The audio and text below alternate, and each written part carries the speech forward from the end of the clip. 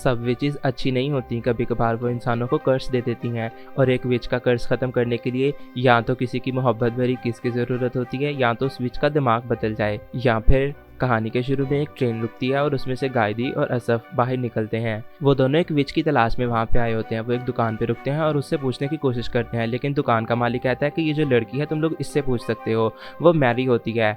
असफ उससे बात करता है और उससे विच के बारे में पूछने की कोशिश करता है, तो वो उसे कहती है कि क्या तुम्हें विच के बारे में नहीं पता, वो भी कोई ऐसी इंसान है जिसके बारे में तुम्हें लोगों से पूछना पड़ रहा है। कि अचानक से खिड़कियों के शीशे टूट जाते हैं और गायदी उसे देखती है, वो बाहर निकल जाती है। ये एक बीस्ट का अटैक होता है। सब लोग बहुत ज्यादा परेशान होते हैं कि अचानक से एक विच आती है और वो उसे अपनी मैजिक का इस्तेमाल करते हुए नॉर्मल इंसान बना देती है। सब लोग बहुत ज्यादा खुश हो जाते हैं विच का ऐसे करने पर। मैरी और असफ आपस में बातें कर रहे होते हैं, तो मैरी उससे बताती है कि मैं विच की स्टूडेंट हूँ। अब असफ अपनी तरफ से खड़ा हुआ गायदी के साथ बात कर रहा होता है, लेकिन गायदी वहाँ पे नहीं होती। विच मैरी के साथ होती है और वो लोग बातें कर रहे होते हैं कि अचानक से विच के ऊपर गायदी अटैक कर देती है, लेकिन विच उस अटैक को रोक देती है और गायदी को बांध देती है। गायदी विच के ऊपर चिल्ला रही होती है कि तुम धोखेबाज हो, तुम लोगों को धोखा देती हो। कि अचानक से वहाँ पे असफ आ जाता है एक मैजिकल एंट्री के साथ। असफ भी गायदी का साथ देता है, लेकिन विच के साथ क्योंकि सारी पब्लिक होती है इसीलिए असफ वहाँ से जाना बेहतर समझता है और वो लोग वहाँ से गायब हो जाते हैं। तकरीबन 400 साल पहले शहर के ऊपर एक विच ने कर्ज किया होता है कि ये शहर आग में जलेगा,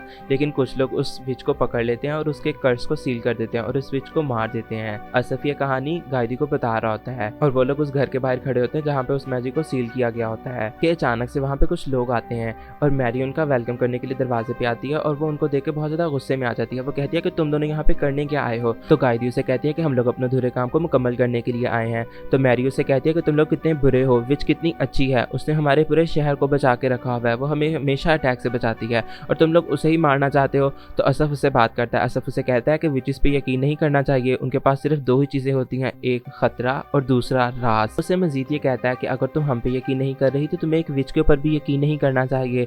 तो मैरी उसे कहती है कि तुम लोग बकवास कर रहे हो, मैं तुम लोग की बातों के ऊपर यकीन नहीं कर सकती। तो असफ उससे पूछता है कि आज यहाँ पे क्या है? तो मैरी उसे बताती है कि ये एनिवर्सरी है और ये क्यों है ये हमें भी नहीं पता, और वो वहाँ से चली जाती है। तो असफ गायदी से कहता है कि मुझे कुछ जानना है, इसके लिए हमें होटल वापस जाना होगा, और वो लोग वहाँ से चले जाते हैं। गायदी बहुत ज्यादा गुस्से में खाना खा रही होती है कि असफ कहता है कि मुझे यकीन ही था, आज वही दिन है जिस दिन उस पागल विच के मैजिक को सील किया गया था। और वो गायदी से कहता है कि अपने मिशन पे ध्यान देने के लिए रेडी रहो, और गायदी एकदम से एक्साइटेड हो जाती है। वो लोग जैसे ही नीचे जाते हैं तो पुलिस उनका इंतजार कर रही होती है, लेकिन असफ अपने मैजिक का इस्तेमाल करते हुए बाहर तो पहुंच जाता है, लेकिन बाहर भी बहुत बड़ी पुलिस फोर्स उनका इंतजार कर रही होती है। कि दूसरी तरफ मैरी की आंख खुलती है तो वो देखती है कि उसके जिस्म के ऊपर कपड़े नहीं है और उसके पाँव कटे हुए हैं। मैरी के आसपास और भी बहुत सारी लड़कियां ऐसे ही होती हैं। वो विच से पूछती है कि आखिर ये सब कुछ क्या है? तो विच कहती है कि तुम सब लोग चाबियों की तरह काम करोगी उस आग के ताले खोलने के लिए जो इस शहर के अंदर दबी हुई है, क्योंकि वो विच कोई भी पागल विच नहीं थी बल्कि वो मेरी नानी थी। विच अपना मैजिक शुरू कर देती है और शहर के अंदर एक आग का दरवाजा खुल जाता है।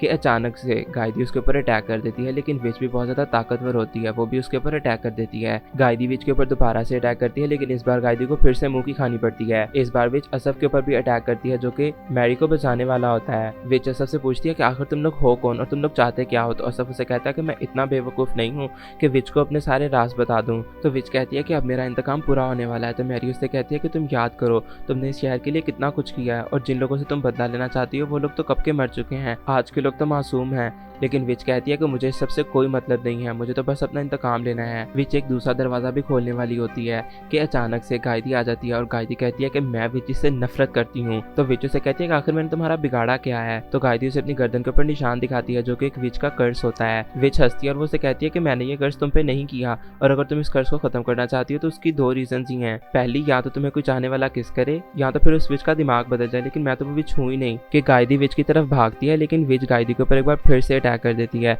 तो असफ कहता है कि ये सिर्फ और सिर्फ दो तरीके नहीं है, एक और भी तरीका है, और गायदी विच को किस कर देती है और असफ के कॉफिन के अंदर से एक डेड बॉडी निकलती है।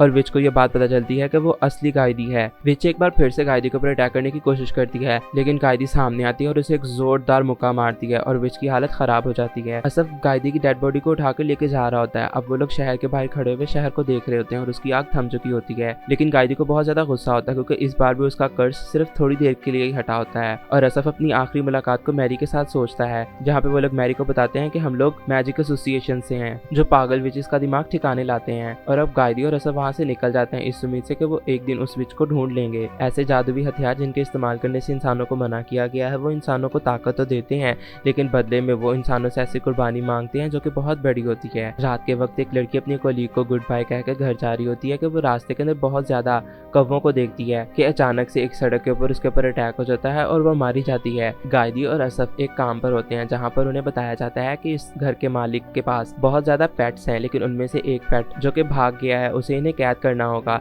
जब वो लोग उस पेट को देखते हैं तो वो एक जादुई क्रिएचर होता है। असफ उस मिशन के लिए हामी भर लेता है, लेकिन गायदी को इस सब में कोई इंटरेस्ट नहीं होता, इसलिए वो साइड पे जाके बैठ जाती है। असफ पानी में हाथ डालता है और पानी का एक गोला बनाता है। वो उस मॉन्स्टर के ऊपर अटैक करता है, लेकिन उससे उसे कुछ भी नहीं होता। लेकिन जब वो मॉन्स्टर भागकर असफ के ऊपर अटैक करने के लिए आता है तो असफ एक बार फिर से उसके ऊपर अटैक करता है और उसे बेहोश कर देता है। और इस तरह से इसकी ये जॉब खत्म हो जाती है। ऑनर असफ का और गायदी का थैंक यू करता है और वो दोनों वहाँ से निकल जाते हैं। अब वो दोनों खाना खाने के लिए टेबल पे बैठे हुए होते हैं तो असफ गायदी से कहता है कि तुम कुछ खा क्यों नहीं रही। तो वो कहती है कि मुझे केस चाहिए जिसके अंदर कोई ना कोई विच होनी चाहिए। तो असफ कहता है कि जल्दबाजी किस बात की, तुम्हें पता तो है एसोसिएशन सबसे पहले हमें ही वो केस देता है जिसके अंदर कोई विच होती है। कोई केस नहीं आया होगा, इसी वजह से तो हमें कुछ भी नहीं मिला अभी तक। कि अचानक से असफ को एक लेटर दिया जाता है जिसे पढ़कर वो गायदी से कहता है कि तुम्हारे मतलब का लेटर है। वो लोग जब अपनी डेस्टिनेशन पे पहुंचते हैं तो एक बूढ़ी औरत दरवाजा खोलती है। गायदी को लगता है कि ये विच है, लेकिन उस बूढ़ी औरत को तो बस एक लॉक खुलवाना होता है। वो लोग वहां से निकल जाते हैं तो गायदी को गुस्सा होता है तो वो असफ पे चिल्लाती है, लेकिन असफ उसे कहता है कि बाकी जॉब्स भी जॉब होती हैं, तुम्हें उन्हें जॉब्स की तरह लेना चाहिए। हर वक्त विच विच करती रहोगी तो तुम किस तरह से काम पर ध्यान दे पाओगी। गायदी उसे कहती है कि मेरा बस एक बार मतलब पूरा हो जाए, तुम्हें तो मैं अपने हाथों से मारूंगी। तो असफ कहता है कि जब ऐसा मौका आएगा तब की तब देखी जाएगी। तकरीबन उन दोनों को एक महीना हो चुका होता है और उनके पास कोई भी विच का केस नहीं आया होता और गायदी अभी तक ना उम्मीद ही होती है कि अचानक से वेट्रेस एक बार फिर से आके असफ को एक लेटर देती है और वो ब्लैक एनवेलप में होता है। असफ गायदी से कहता है कि ये बिल्कुल तुम्हारा ही मतलब का है, क्योंकि जब भी कोई विच का केस होता है तो वो ब्लैक एनवेलप में आता है। वो उस केस की कंडीशंस को रीड कर रहा होता है कि गायदी उससे वो लेटर पकड़ लेती है और उसे पढ़ना शुरू कर देती है। सब साइड पे चला जाता है और वो दूसरे लेटर को पढ़ता है कि दूसरी तरफ कीरा एक जल्दी हुई बिल्डिंग को देख रही होती है और वो अपने बच्चों के लिए चिल्ला रही होती है। अचानक से उसकी आंख खुलती है तो ऑफिसर उसे बताता है कि तुम नींद के अंदर भी चिल्ला रही थी। अब वो दोनों मर्डर की जगह पे पहुंचते हैं जहाँ पर जाकर उन्हें मर्डर्स के बारे में बताया जाता है और कीरा का शक सिर्फ और सिर्फ एक विच पर होता है। ऑफिसर कीरा को कहता है कि तुम्हें थोड़ा सा रेस्ट कर लेना चाहिए ताकि तुम काम के ऊपर फोकस कर सको। कीरा उसे कहती है कि मैंने इससे भी मुश्किल केसेस को सॉल्व किया हुआ है, मुझे किसी छुट्टी की कोई जरूरत नहीं है।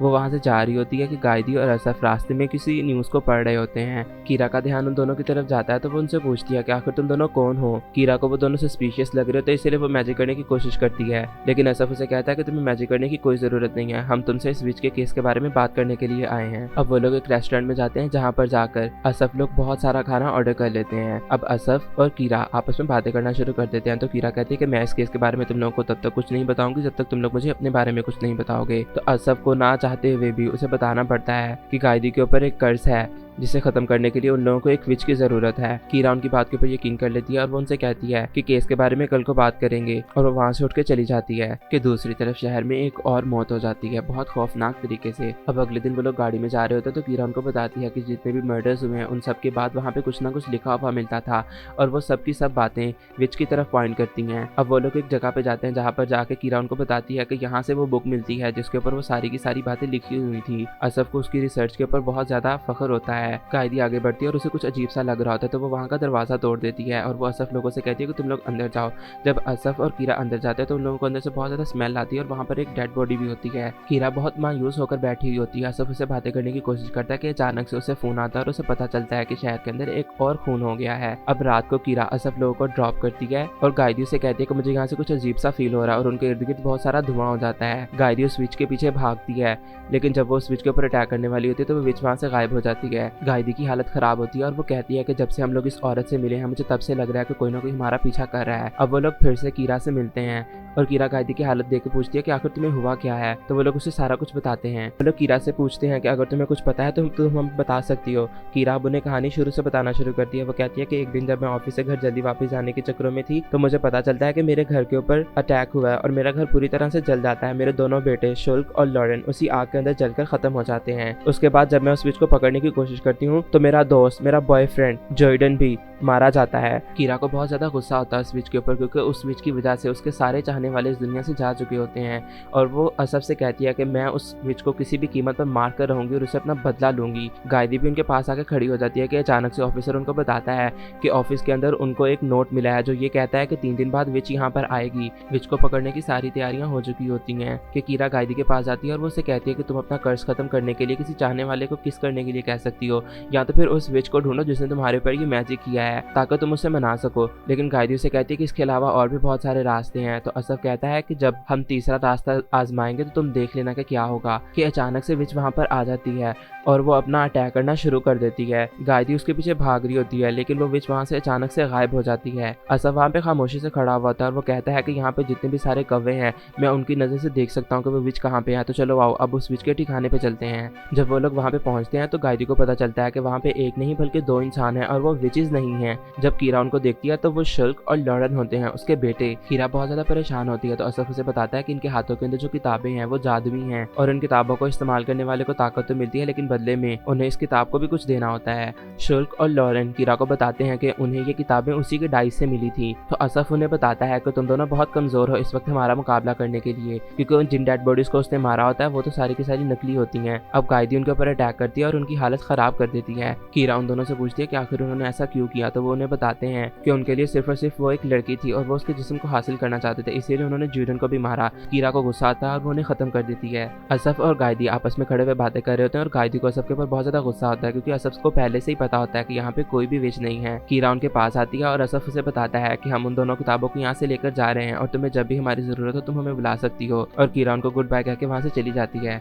क्या गायदी की उस विच को लेकर तलाश कभी खत्म हो पाएगी? कहानी में आगे क्या होगा कि जानने के लिए चैनल को सब्सक्राइब कर दें और वीडियो को लाइक कर दें।